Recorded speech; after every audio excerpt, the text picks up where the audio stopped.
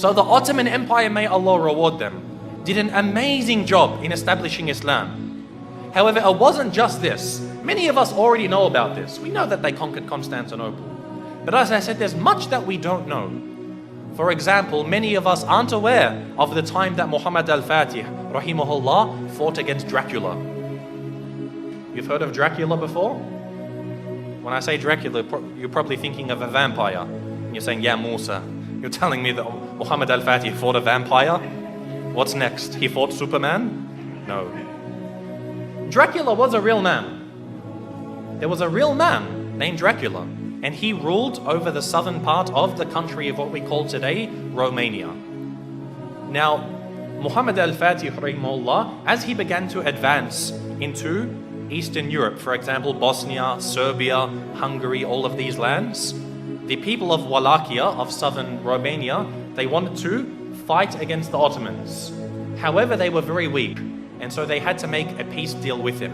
So as part of this peace deal, Muhammad al-Fatih, rahimahullah, he said to the ruler, he said, you have to send me 2 of your sons, and we will send them to Istanbul to be educated. So he sent his 2 sons. One was named Vlad, and one was named Radu. Now Vlad is the one who we know as Dracula, because the word Dracula, it means son of Dracul, which was the name of his father. Dracul, it means shaitan, it means a devil. So he's the son of shaitan, and this is actually quite relevant. It's rather fitting when you hear about this man. What happened was, they went to Constantinople, they studied about Islam, and his brother actually became Muslim. So the brother of Dracula, Radu, became a Muslim. He memorized the Quran, he studied so much, and even Dracula studied the Quran even though he wasn't a Muslim. He spoke Arabic, he spoke Persian, he spoke Turkish, and of course Romanian and other languages. And later on, he was sent back to his country, where Radu remained, and he became the ruler of his country. Because the Ottomans realized they can't send a Muslim to rule over the country because they're Christians. They wanted to send Vlad, Dracula, so that they could get him there and then defeat him in a war, and they would rule the country. However, Dracula, he decided that he wasn't going to do what the Sultan wanted.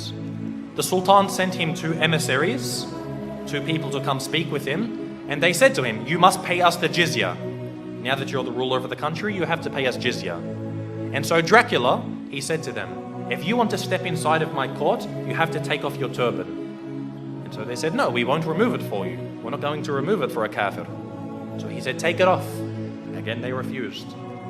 So he told someone to come with some very big nails and hammers, and he said, if they refuse to remove it for me, then they will never remove it again. And he commanded that their turbans be nailed into their heads. And of course, this in effect killed them. So this was an act of war. Dracula had decided that he wanted to go to war with the Islamic State. And so Muhammad al-Fatih, rahimahullah, he sent a massive army to go fight against them. But Dracula, because of his tactics and the fact that he knew the Ottomans very well, he was able to defeat them on some occasions. Now what he did is what really makes him stand out as being an absolute devil. Dracula, what he did is when they would kill a person, or sometimes they wouldn't even kill him, they would capture them, he did something which is called impaling. Now, if you haven't heard of impaling, it's a pretty gruesome thing to start to describe. What they would do is they would get a very, very big stick.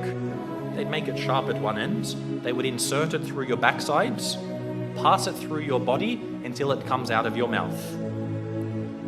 They would impale them, they would pass this through their body. A lot of the time they would be alive as well. And this is how they would kill them.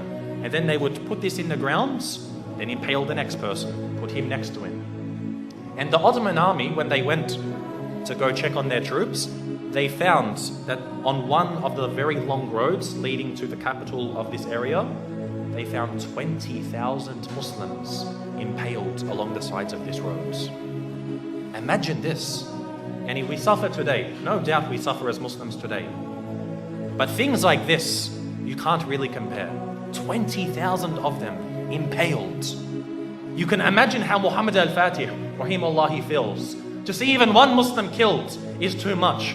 But to mutilate their bodies after this was something which was, beyond what was acceptable. And so he decided to send Radu, who was the brother of Dracula. He sent him to go fight against his own brother.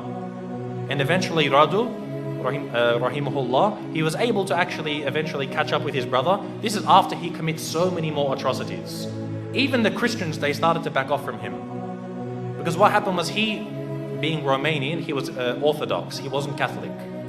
But he actually said to the Pope, he said, if you give me some more troops, I'll become a Catholic for you. Anything you want, I'll change my religion for you. He couldn't care. He wasn't a man of true belief.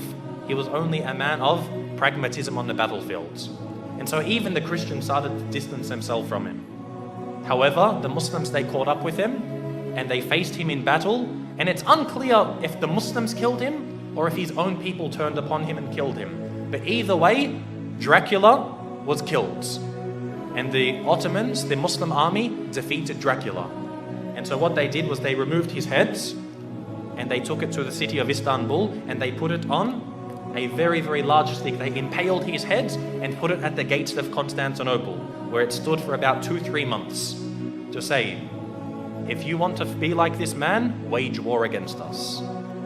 This was the demise of Dracula. And again, as Muslims, most of us won't even know about this.